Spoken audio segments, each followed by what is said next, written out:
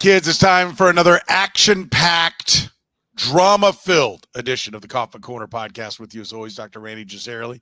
I am Soren Petro as we talk some Royals baseball with you. Much we want to cover tonight on the playoff optimism meter. Got to start there, always. How much do we think this team is definitely going to make the playoffs? So we'll talk about that. Michael Kopech, just what the Royals bullpen needs or something that the Royals need to pass on. We'll discuss that. Royals have gone 7-12 and their last 19 games, all against winning teams. What does that mean? We'll break down the top of the 2024 MLB Draft. We'll analyze how the Royals have done so far handling injuries and maybe what we can expect moving forward. Talk a little bit about what Brady Singer is, what he can be, and how does that maybe alter our perception of exactly how the Royals proceed with Brady Singer.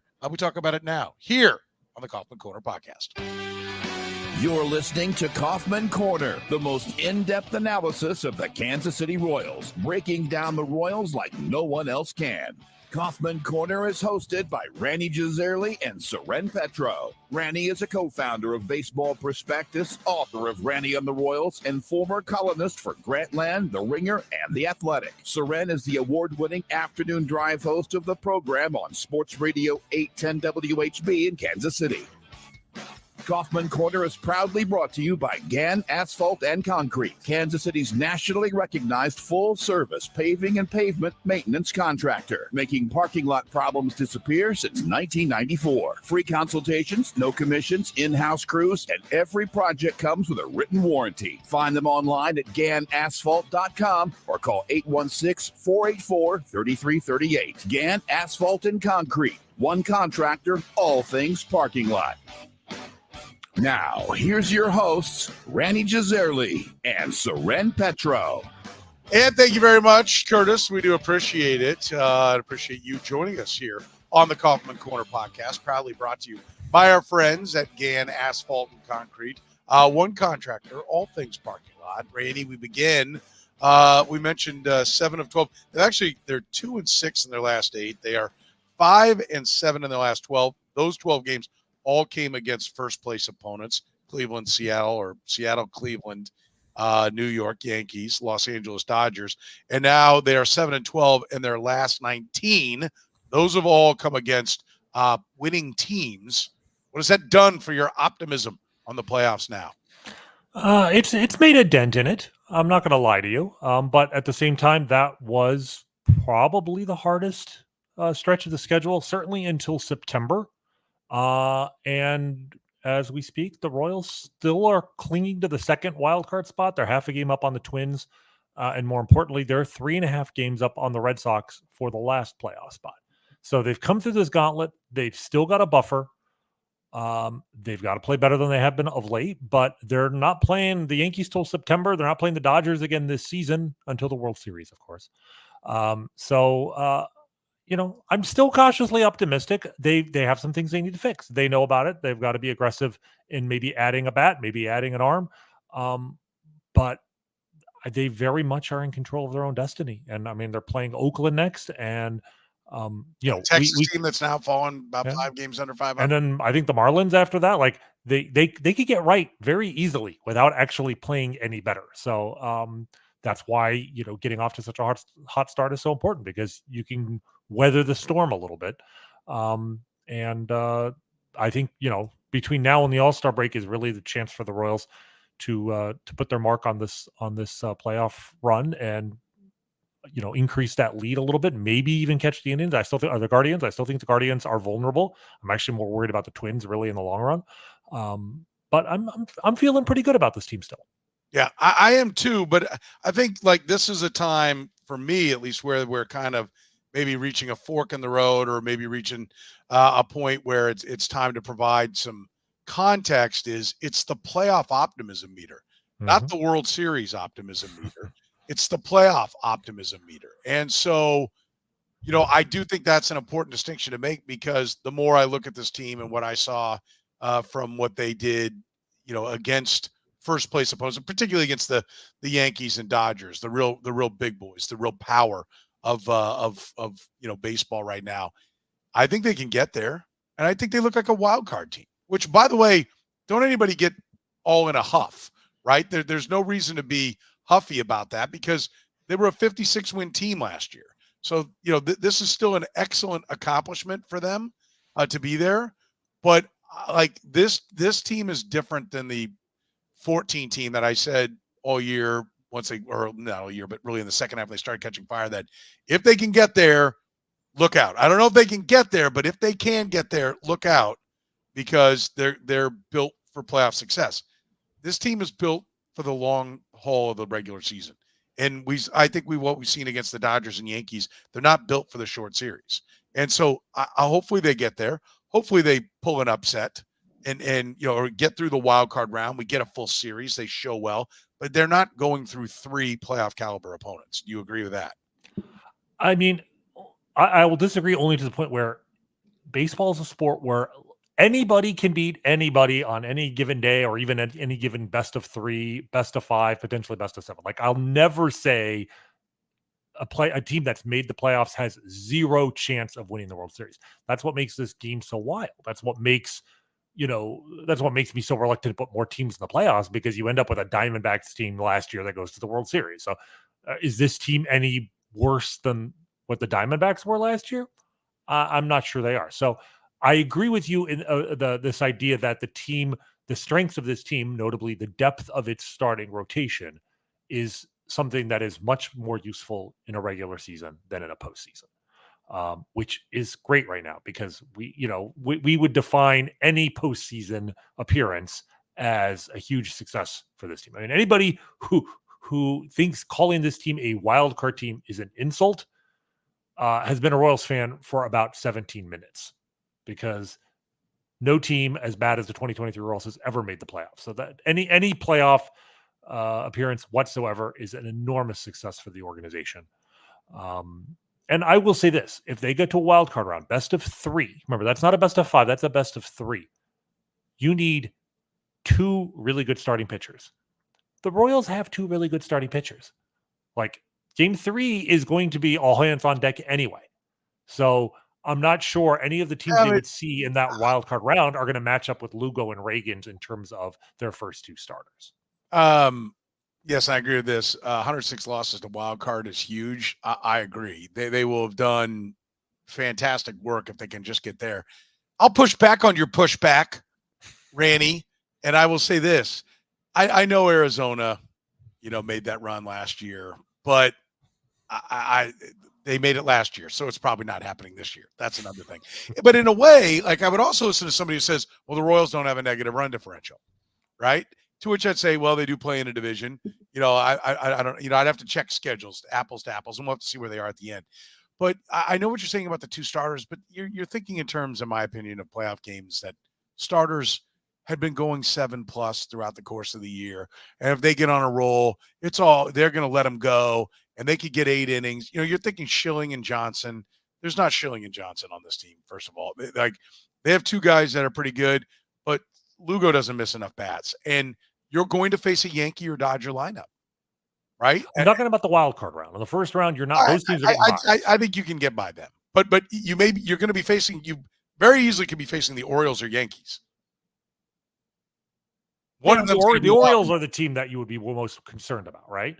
But hey, I remember 2014. I remember, everyone thought the Orioles were, dominant in that matchup. It was the chess master versus the dunce, as you may recall the famous headline. And it was a mismatch, but not the way people thought. So I'm just saying, in a best of 7, anything can happen. In a best of 3, I mean, agreed. Bobby Witt might go 0 for 12. He might hit 7 home runs. Like, anything can happen in a 3-game series. Oh, right, but your pushback was against what I said about going places in the playoffs. I'm just saying that was the original premise. The first round. I mean, look, even if you get there, the great thing about the Royals' position is if they get there, everything after that's gravy.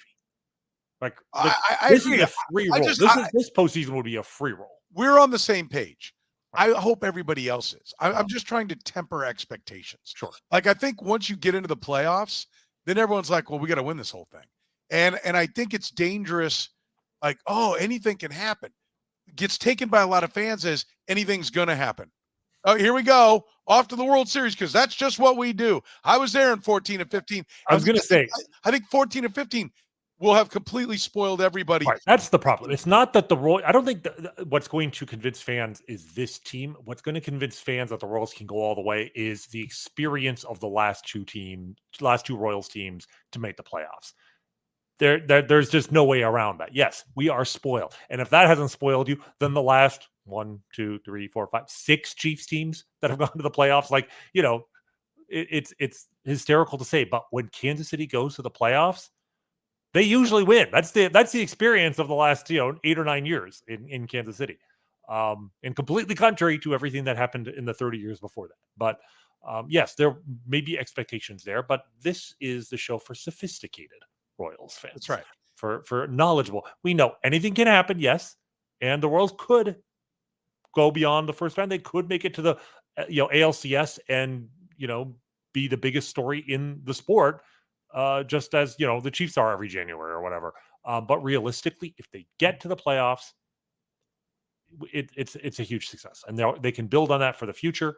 When it comes to signing free agents, when it comes to giving the farm system time to mature, like there's so many benefits that are going to come from just being in the playoffs.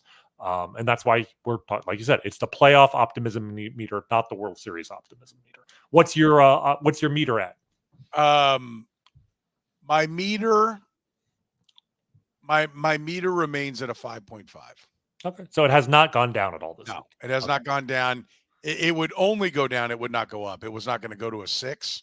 But I will hold at a 5.5 because these were tough waters that we knew. And it wasn't just, it wasn't just winning teams, because we always talk about playing 500 ball against winning teams. It was a couple of really good teams, and they were 3-2 against the Guardians and Mariners, and those could be the caliber of teams that they're playing. So I'm not going to drop it. I will consider dropping it, and then I will not do it. I will go ahead and leave it right at 5.5 where I was last week. Where are you at? Very good.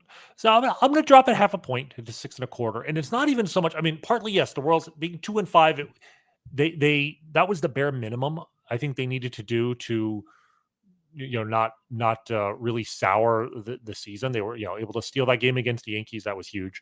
And the one game, they actually outscored the Dodgers in a 3-game series. So like that's aside from the Yankee series, they held their own, I think, against all of these contenders. Part of it though is just the way that the other playoff teams are shaping up, because the problem is, the Royals have a 3.5 game lead right now on like I said, the final playoff spot, which currently is the Red Sox, who are one full game over 500. They're 37-35. The problem isn't the Red Sox per se.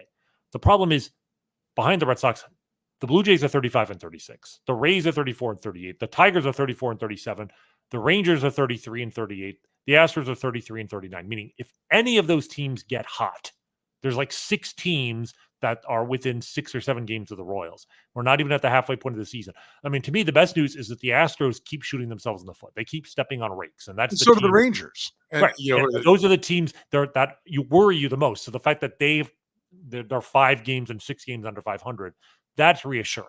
But the Red Sox, the Blue Jays, these are all teams that, one of these teams is going to get to 88 wins. And so, I still feel like the Royals need to play above 500 the rest of the season. I still feel optimistic. 6.25 is where I'm at. The FanGraphs playoff odds have dropped quite a bit. They were at 61% last week. They're, I think, at 48.5 right now. So it's basically a coin flip. And I think a lot of that is simply due to the fact that they project the Royals right now to win about 84 games. And all those other teams I mentioned, none of them are projected to win over 81 individually, but in the aggregate, one of those teams is probably going to get hot. So the Royals need to play at least 500, probably a little above 500 the rest of the season. I think they can do that. We're proudly brought to you by our friends at Gann Asphalt and Concrete, proudly serving the greater KC area. Gann Asphalt and Concrete, nationally recognized full-service paving and pavement maintenance contractor. Parking lot problems, they've been solving them since 1994. Don't risk accidents and liability in your lot. Get your lot restriped today. A brightly striped lot cuts down on accidents, keeps your parking lot as safe as possible. Gann can do anything when it comes to your parking lot. Build a new one. Fix anything you got right now. Call 816-484-3338. Gann Asphalt and Concrete, one contractor. All things parking lot. Find them online at gannasphalt.com. All right. So but where did FanGraphs take it to? 48.6. Okay. So they're below, just below 50-50, right at the point. 62.5%. I'm at 62.5%. Yes. Okay. Yeah, So, that's what we're basically turning the 1 to 10 basically, scale and you're at 55. So that's, with 55. these are all, it's a coin flip, and maybe we're putting a little bit of weight on the table. But I mean, this is still, it could go either way. Like and I think I do feel like the next few weeks, both in terms of performance, but also the other thing about the playoffs that we have to consider is this isn't the roster that's going to go into October. Like if they go to October, they're going to be adding a few pieces. And so, Well, and I think that's isn't part of your rating and being above. Like Fangraphs is judging this team, and neither one of us think that Sure. that the team that's going to make the run down the stretch is fully in place. That they're going to do something. I think they will. I think they have made it fairly clear that they will. The Royals are reportedly very much looking at Michael Kopech, the White Sox reliever, I guess closer. Certainly, one of their most tradable commodities. And I think that's interesting for multiple reasons. The fact that they're kind of openly talking about that, and it's still mid-June, is a sign that JJ wants to be fairly aggressive here, just as he was fairly aggressive in trading away Aroldis Chapman last year and not waiting till the trade deadline. I think that trade was like June 30th, a month ahead of time, and probably got more value because 3 months of a reliever is more valuable than 2. I think that's kind of where the Royals are, on the other side of things with Kopech. But Kopech is, to me, is interesting. I know I've seen a lot of Royals fans who hate the idea of trading for Kopech. To me, if Kopech is getting the price tag that's in the catalog, I would stay away. Like there's a lot of risk with Kopech, but I think that's going to be priced in here. Like he's walked 18 batters in 29 innings. He's got a 4.91 ERA. He was a starter last year at a 5.43 ERA. Like if the idea is you're going to pay Aroldis Chapman prices for Michael Kopech, then yeah, I'm out. I'm hoping that, the fact that the Royals are looking at him is because they think they can get him and maybe turn him into an Aroldis Chapman-like pitcher without paying Aroldis Chapman prices. Like this, the one of the best compliments I can pay the Royals front office, administration, coaching staff today is the fact that they are looking at Michael Kopech specifically makes me optimistic. They think they can fix him in the sense of his command is worse than it used to be. He's being in the bullpen now. He should be able to throw more strikes because he doesn't have to necessarily, go pace himself. He can air it out. And the fact that he plays for maybe the worst organization, certainly the worst team in baseball, makes you think that there's good reason to think that he can be improved if he gets away from the Chicago White Sox, as much as saying he'll improve because he comes to the Kansas City Royals. So I do think there may be a somewhat of a buy low opportunity here. He's under contract for 1 more season, which is good in the sense that it's not just a 1-year rental, but you're not paying for like 4 years of club control. So he kind of is in the sweet spot for me. If they can fix him, and obviously they think they can, and they can get him without paying grade A prices, then I think I might be in on that. By the way, the Kaufman Corner is proudly brought to you by our friends at Minsky's Pizza, Kansas City's favorite pizza since 1976. It's Minsky's Pizza. Don't forget this month until supplies run out. You can get the Joe's Kansas City Barbecue Pizza at all 17 KC area locations. 2 great Kansas City companies, Rany, smashing together, forming one phenomenal pizza. They bring it back for only a limited time. Plus, right now through July 3rd, use promo code Soren, Minsky's 20. Nobody asked me about this promo code. I would have used Petro. I always use Petro because Soren is Soren, and who the hell can figure out how to spell my first name?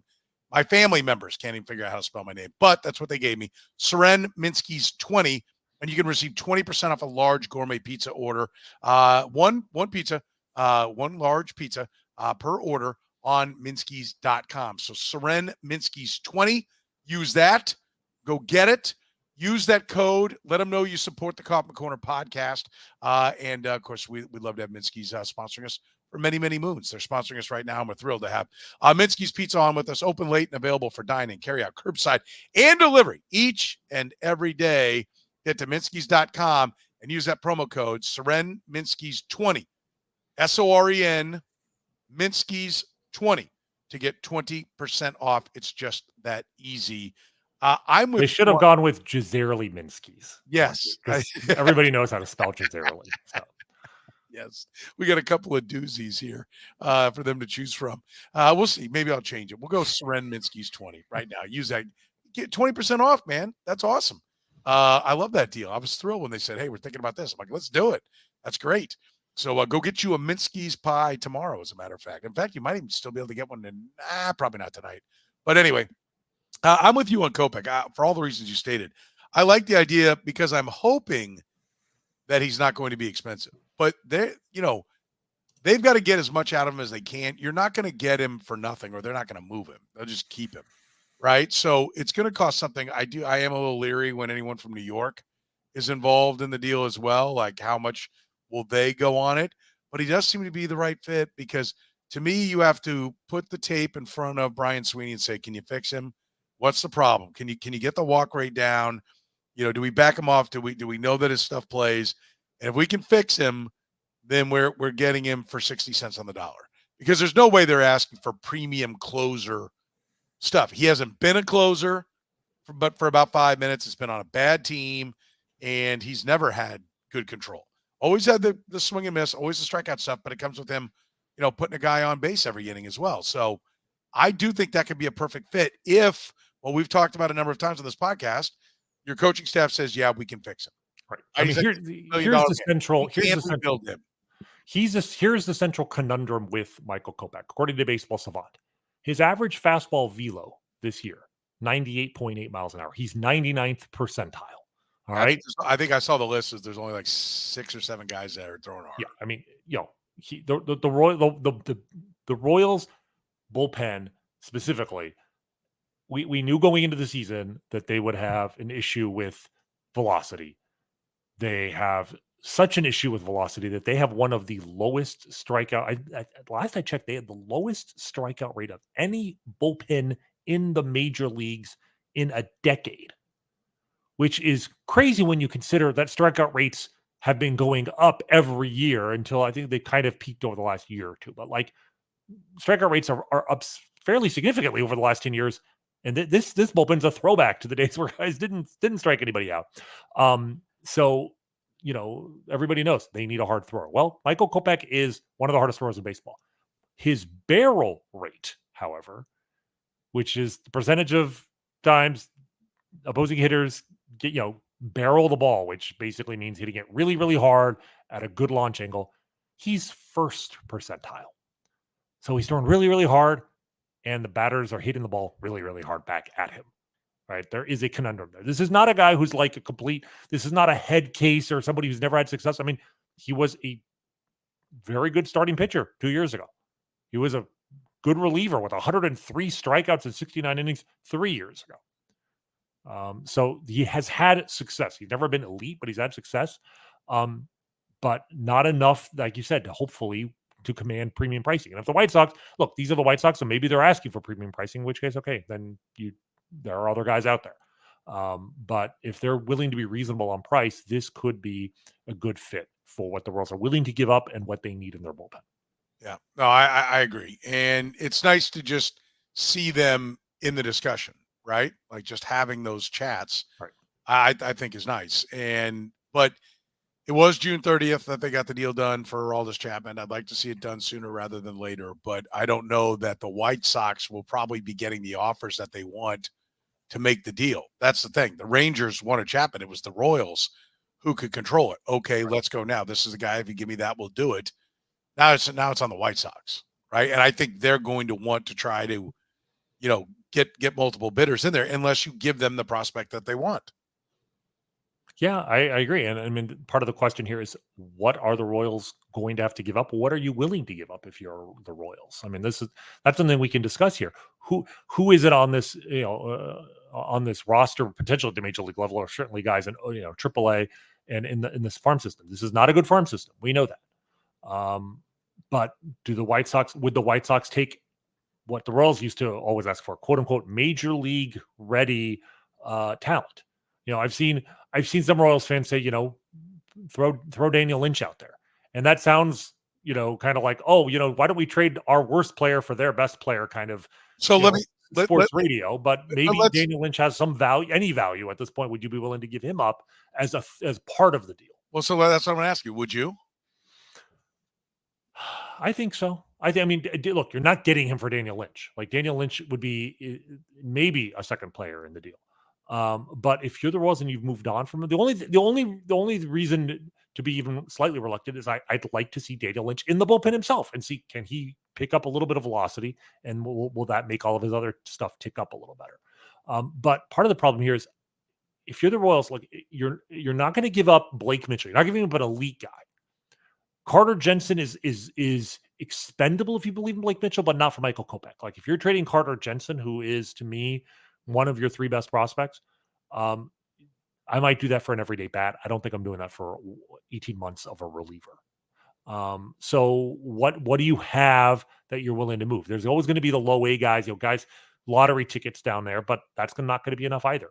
I think a guy actually who makes a lot of sense as a trade candidate is Javier Vaz, who's the second baseman in Double-A.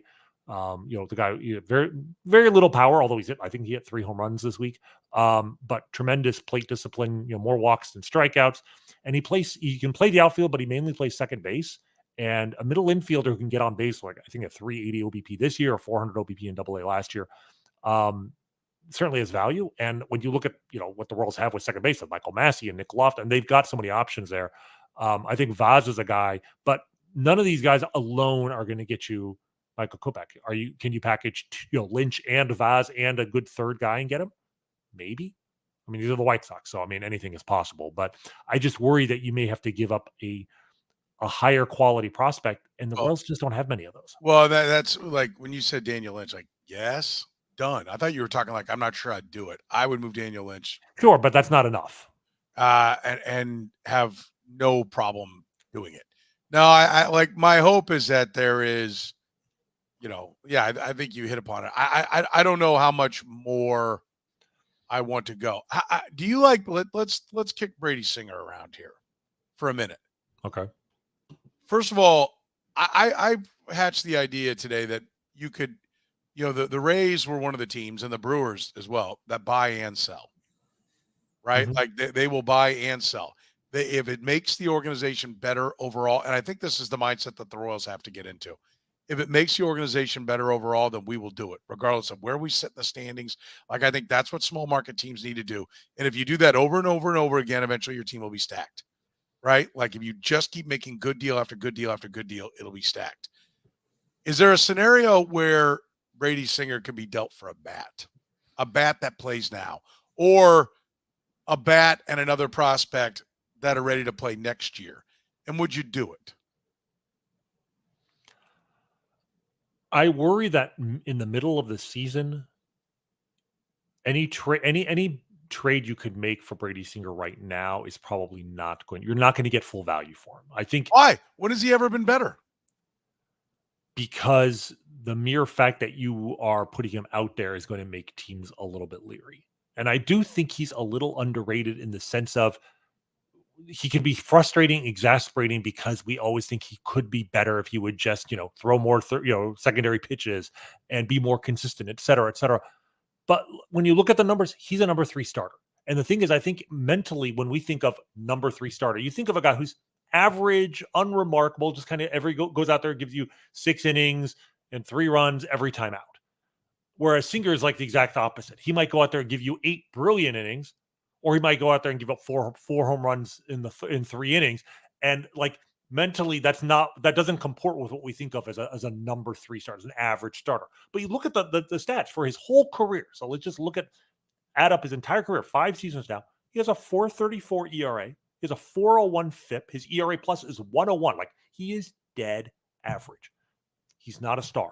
He probably will never be a star. But there's value in just being average. And I worry that I just don't want us to be like, cash him in because like we're just so frustrated that he's not better than him. And that's not what I'm saying. I'm looking to get an outfielder with 3 years, this year and 2 more years. I'm looking to get back on. I'm looking for an old school baseball trade if I move Brady Singer.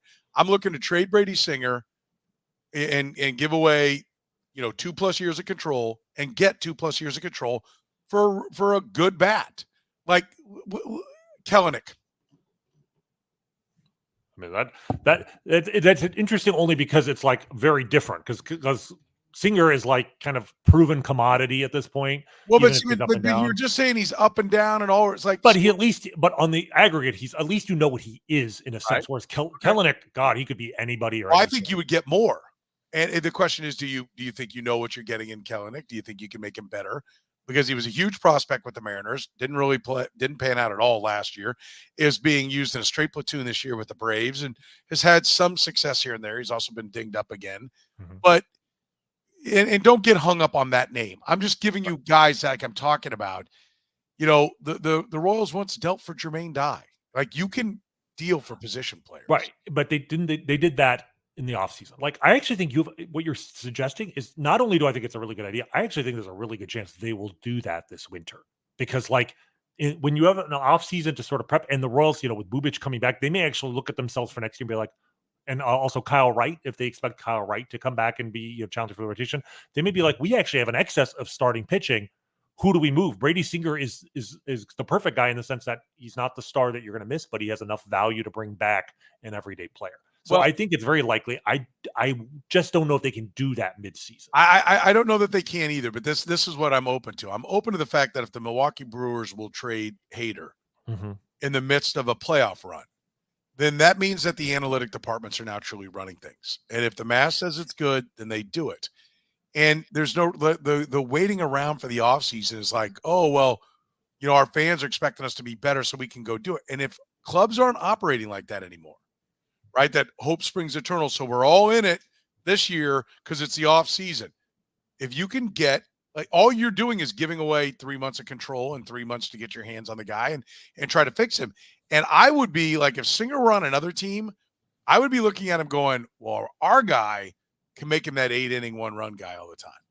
Like, right. I don't know what they're doing over there, but there's the ceiling, and our guy's going to make him be that guy. And so that's where I think Singer could be really valuable to the Pirates, the Reds, teams that are in it that can pitch, hey, we're getting another arm, but also kind of are thinking big picture. And if you went into a stock, like, I think the likelihood of getting an outfielder that steps in and helps you push for the playoffs is hard. I think more likely you're doing it for a package of prospects from one of those teams that's saying we're playing for now, but we've got them for 2 more years. Right. And so I think that there is a chance that one of those clubs, one of those types of clubs, or maybe even a Rangers or a Padres who are on kind of a rebound season of disappointment from last year. But man, even after we let Soto go, if we could get back into the playoffs this year, we're in a good spot. Could you end up getting somebody to overpay because they want a guy that they can justify to their fan base? That, to me, is the value in Singer. Like, Kopech's value is that you get 1 more year. Singer's value is you get 2 more years. Right. And you're still getting a guy with upside. So, look, do I think they're going to trade him? No, I don't. But should they be listening? Yes. And I don't think you put him out there. I think you're right. But when they start talking on the phones, anybody's available. It's a new day here. We're analytically driven now. We do things like the Rays. If you want to talk to us about Cole Reagans, talk to us. You might have to just sit and, like, thumb through a magazine while you listen to somebody drone on for Cole Reagans, just to convince everybody that you will listen to anybody. Like, you want to talk about anybody on my roster? I will do it. Okay, Cole Reagans, it's going to take this, and this, and this. Well, I'm not giving you my 8 best prospects. Okay, let's talk about somebody else. Well, what about Singer? Okay, I'm listening. We like him a lot, but what do you got for me? Like, it's just like in fantasy. You just let the guy talk his way to the one you actually are willing to give up. Soren, I'm going to say something I don't usually say either on the show or anywhere else. I think you may have changed my mind. I think you're right. Yeah, I know. That's it. Good night, everybody. Thank you again. We appreciate it. Mission drive safely.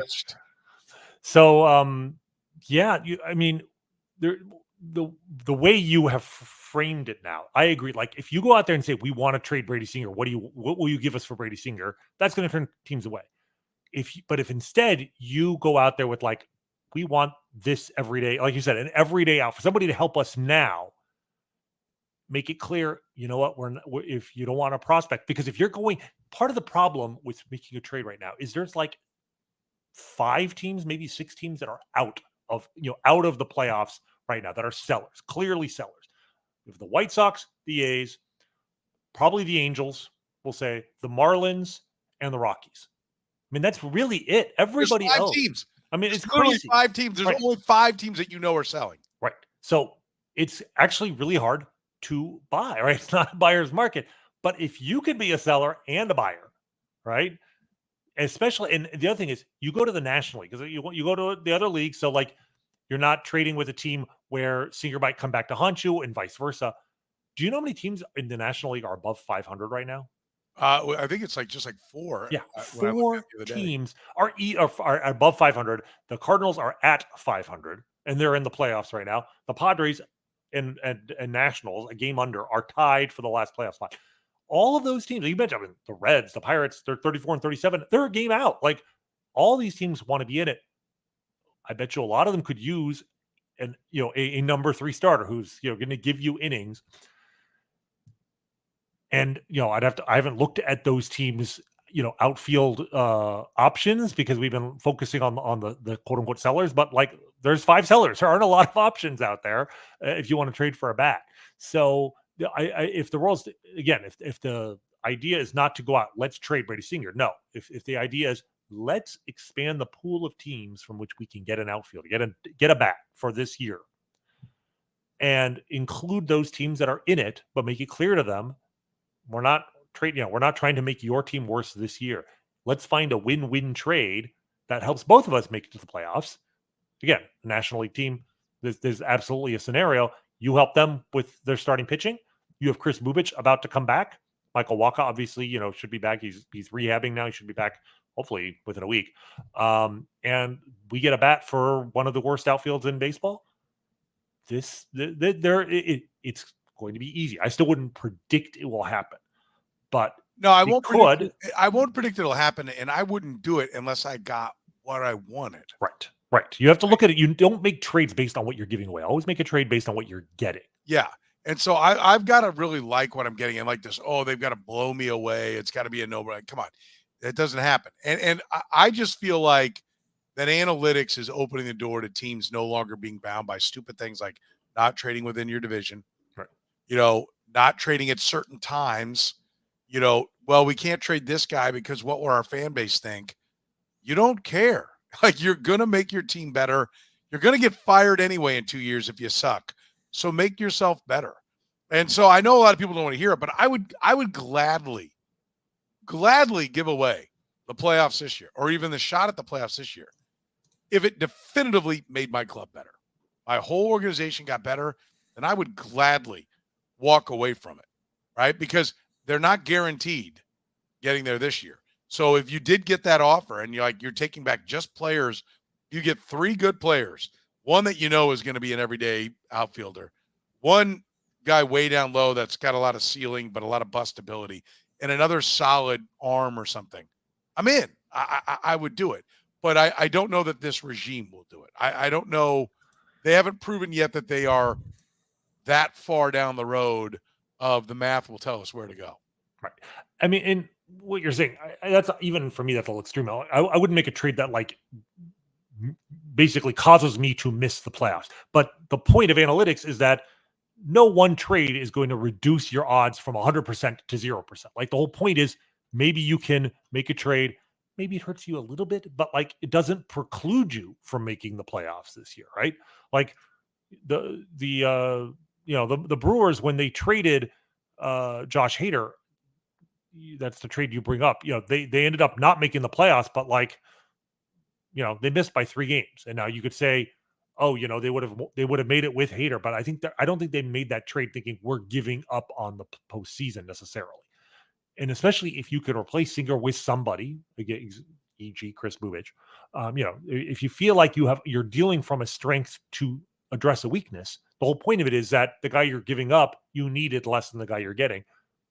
Or, like you said, maybe you get a player who the other team doesn't even need, but is still an improvement for you, and then prospects to go with him, right? So you're helping yourself both in the present and in the future. There are many ways to do this, but I think ultimately what it means by allowing yourself to trade a now player like Singer, it just dramatically opens up the pool of teams with which you can talk.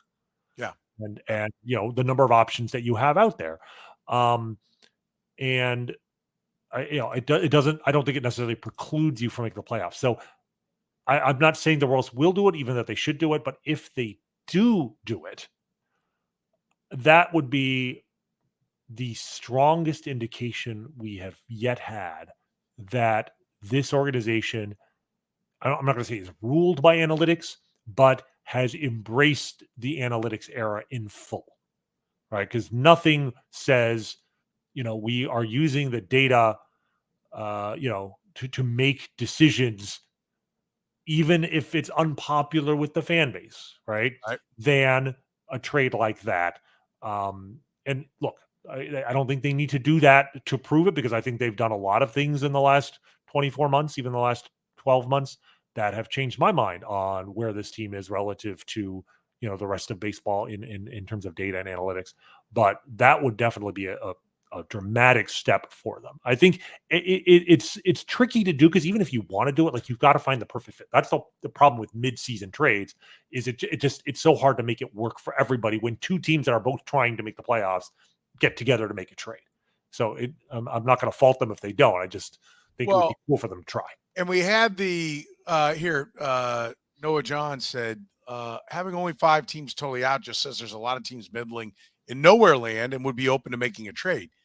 The problem is you need, like, really, baseball trades have become like, I'm floating the idea of an old school baseball trade, a pitcher for a hitter, our surplus for your surplus, and that, coming around. I actually think they could go trade for another starter in a different deal, and then trade a Singer, for a hitter deal, right? Like make those maneuvers, and then you're buying and selling, and you're playing for now, and you're playing for the future, so on and so forth. But the problem is none of those teams are selling. Like, I like that idea, but the Fred McGriff and Tony Fernandez for Robbie Alomar and Joe Carter, Right. like, those just don't come around anymore in baseball. Well, when they do, it's in the winter.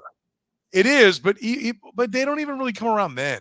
It's still pretty much all buyer and seller. A seller trades with a buyer. And when you only have 5 teams that are out of it, you just don't have anybody that's selling.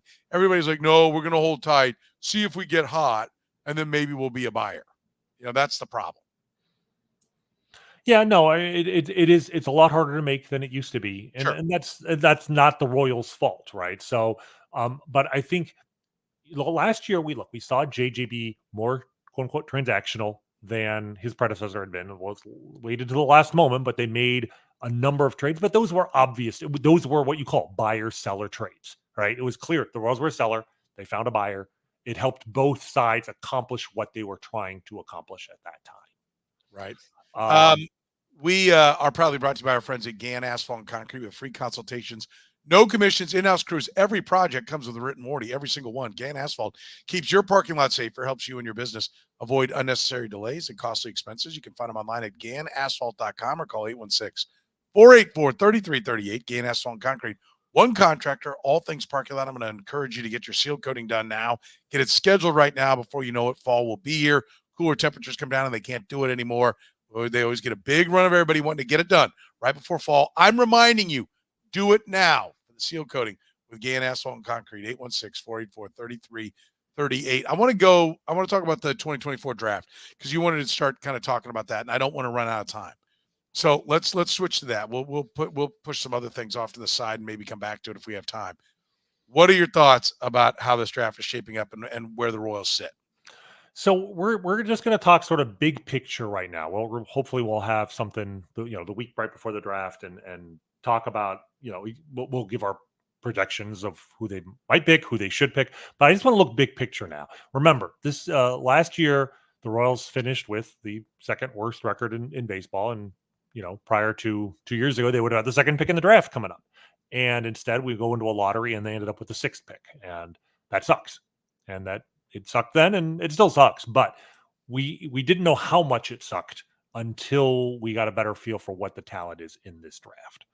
The worry was the year before, right? Last year, the Royals also got screwed out of the lottery. I think they had the 4th worst record. Veterans of the lottery. That's our Kansas City Royals already, just 2 years in. But they missed the lottery entirely. They had the 8th pick, and last year they were one of the deepest. One of the best collections of talent at the top of the first round ever. There were 5 guys that were considered a consensus top 5 that in other years, all 5 of them could have been the first pick overall. And the Royals drafted 8. So they missed out on Paul Skeens, for instance, right? A Wyatt Langford, who made the Rangers, out of spring training, basically. They had the 8th pick, and it'll be years before we know if they used that wisely on Blake Mitchell. But it wasn't a slam dunk as to who they should take at that point. This year, it does seem to be different, which is bad for the draft, I guess, but maybe good for the Royals in the sense that there really isn't a consensus. There isn't even a consensus top 1 guy. There are maybe 10 or 11 players, I would say, probably 10 players that feel like they've set themselves apart. But within that top 10, there is no consensus as to who is the best player in this draft. There are some really good college hitters, as there always are. Part of the concern I'm hearing is that, college baseball was kind of broken back in the 90s, if you remember, because the bats were so good. Balls were flying everywhere, and offense was just through the roof. I think there was a College World Series final. I think the final score was 21-14, and that's when they finally they had to change things, and they put in rules in place that limited how resilient the bats were, because it stopped resembling baseball. And also, I think actually teams had trouble getting insurance on their pitchers because of the risk pitchers would get beamed by a line drive. But it also made it difficult if you're a professional team drafting a guy out of college who's got a bunch of home runs. Can he hit for power against major league pitching with a wood bat, or is it a complete mirage? For the last 10-15 years, college offense has been down. There was a time 10 years ago where offense was down so much that nobody could hit for power. Remember Chris Bryant coming out of the draft hit like twice as many home runs as anyone else in the draft. It was just clear this guy could hit in the major leagues for be a major league power hitter, because nobody can hit the ball over the fence except him in college. But over the last couple of years, that's changed, and offense is really up in college right now. And so you look at a guy like Charlie Condon, who's considered a potential number 1 overall pick. He has 37 home runs in college, which is the most, I think, this century of any college hitter.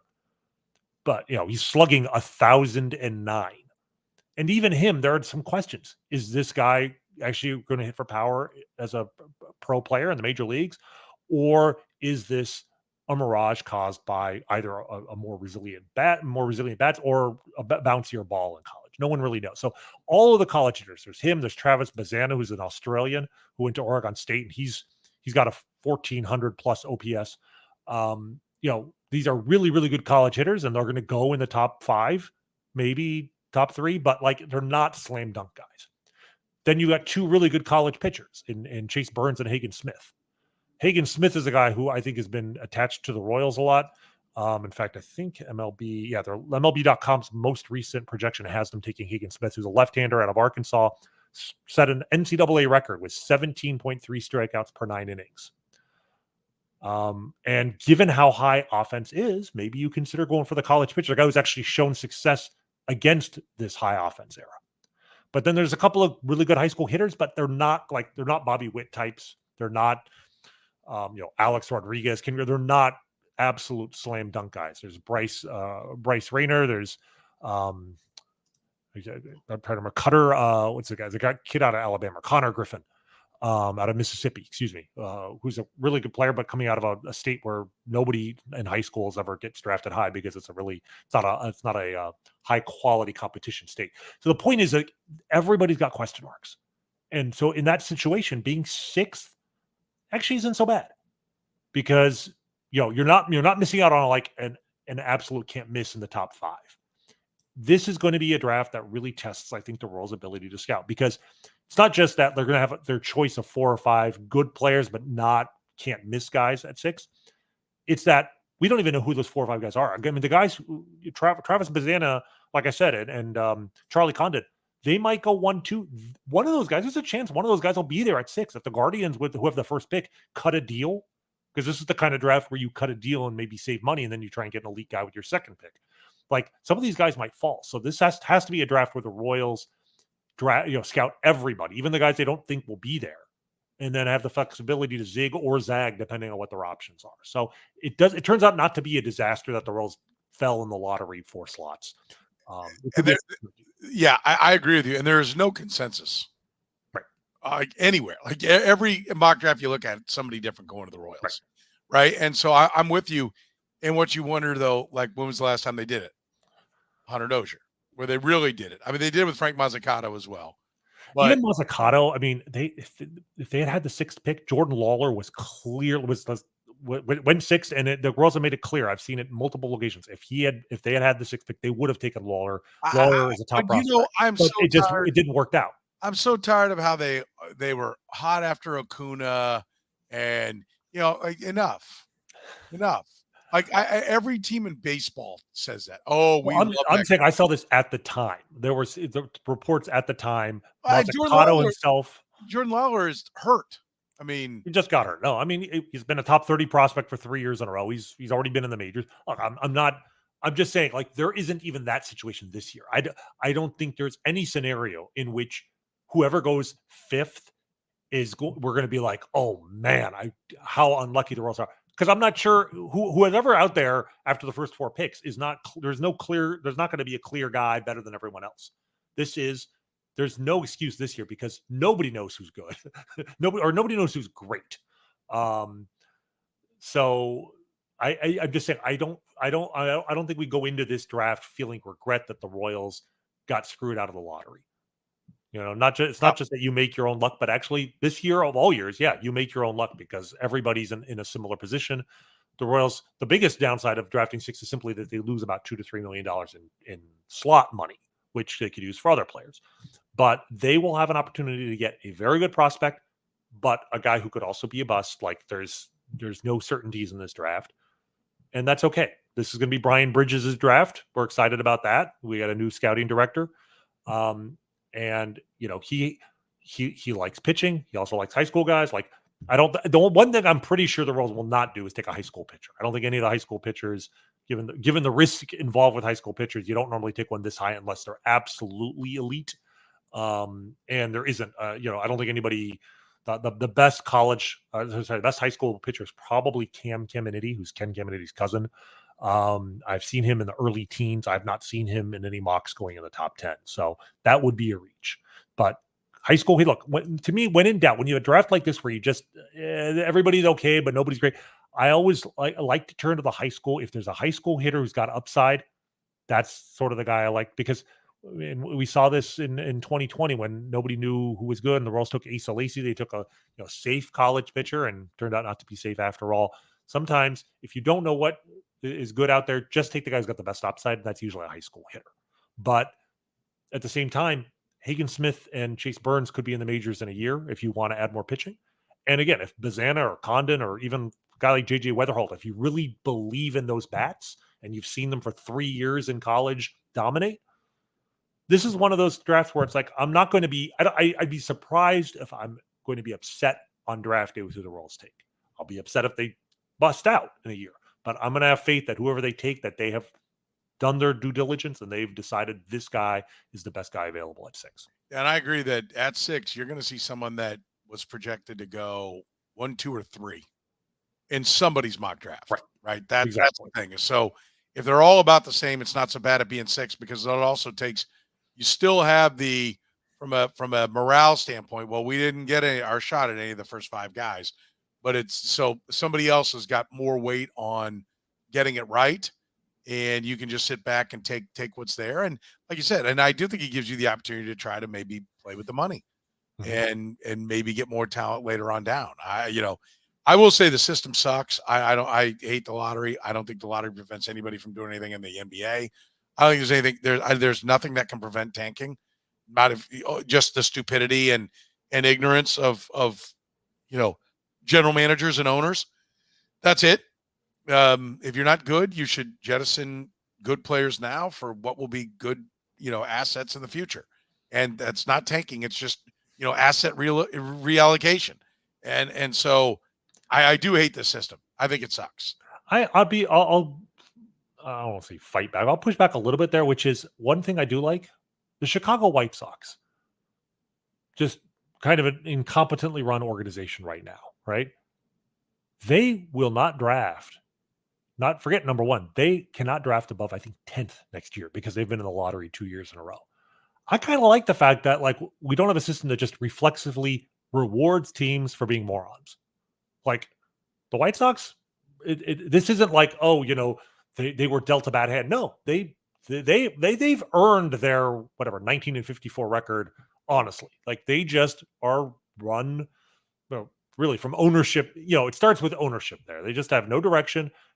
I don't know where they're going. They keep hiring. They keep hiring and bringing in ex-Royals from a very dark time in Royals history. Like, why? Chris Getz catching strays. Look, another thing, it's not even really Getz. I'm saying this really goes to the top. Like, this is Jerry Reinsdorf here, right? Like, I live here in Chicago. I don't hear I have a lot of patience who are White Sox fans. Nobody is sitting here, cursing the name of Chris Getz. Jerry Reinsdorf name, I hear that one a lot.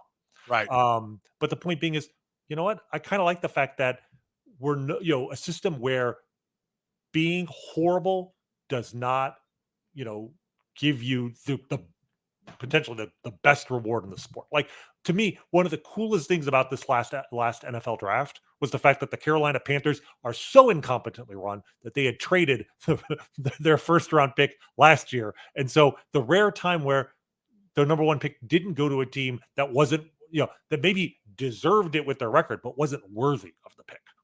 Right. So I kind of like that part of it.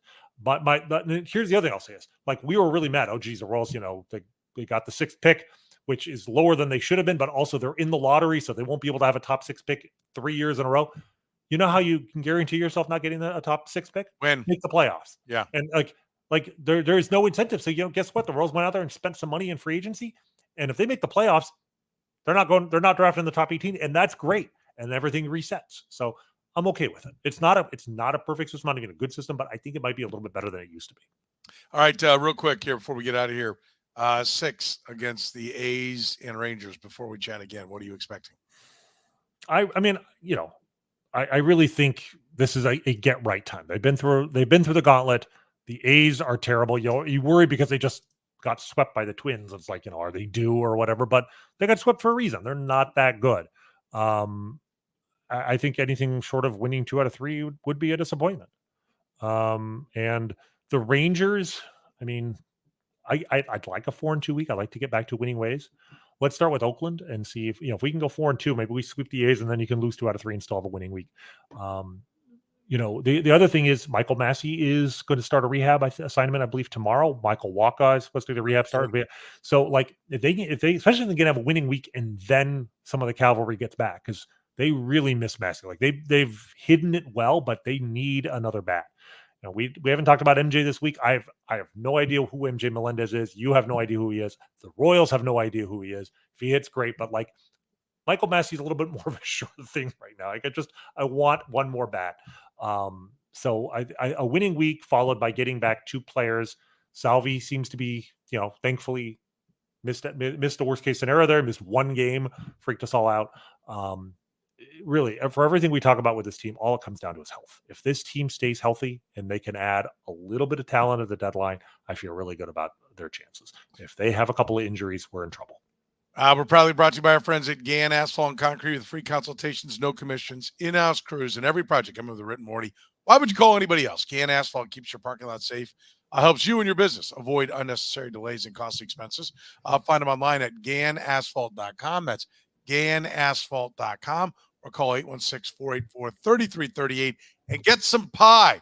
Don't forget this month, until supplies run out, Minsky's has the Joe's Kansas City Barbecue Pizza at all 17 KC area locations. And now through July 3rd, use the promo code SorenMinsky's20 and receive 20% off. Go get a great pie. You get 1 large gourmet. You can use it on 1 large gourmet pizza per order. We're usually ordering 3 or 4 because we do Minsky's all the time when we have a bunch of people come over to the house. So get you a 20% savings. Use it. Soren, SOREN, Minsky's 20. So for the good doctor, Dr. Rany Jazayerli, I'm Soren Petro saying thank you very much for joining us here on this edition of Kaufman.